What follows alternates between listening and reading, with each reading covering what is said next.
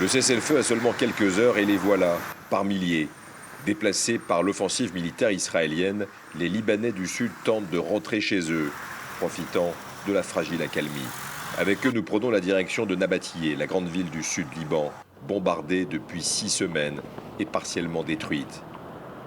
Mohamed est né à Nabatiyé. Il est devenu pharmacien dans le centre-ville. Cette pharmacie était comme on la voit sur la photo. Après le raid mené par l'ennemi israélien contre la mosquée, elle a été entièrement détruite. La nuit de l'attaque, j'ai écrit « Nous avons commencé ensemble, nous avons été frappés ensemble, nous sommes revenus ensemble, et ensemble, nous poursuivrons notre chemin. » Les bombardements ont cessé ici depuis la trêve. Ils nous emmènent donc faire le tour de sa ville dévastée. L'armée israélienne cible délibérément et depuis longtemps les moyens de subsistance afin d'affaiblir les capacités de résistance et de résilience. Tous ces lieux sont des commerces qui ont été visés intentionnellement. Ici aussi, il y a une semaine.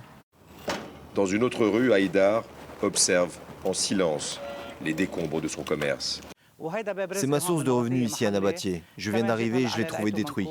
J'avais rempli le magasin de marchandises avant le mois de Ramadan pour bien travailler. En ville, des équipes de volontaires commencent à distribuer des repas aux familles qui reviennent. Les gens ont pour la plupart tout perdu. Les restaurants sont fermés, tout comme les commerces essentiels. Les habitants ont besoin qu'on leur fournisse de la nourriture, car ils n'ont pas les moyens d'en assurer quotidiennement.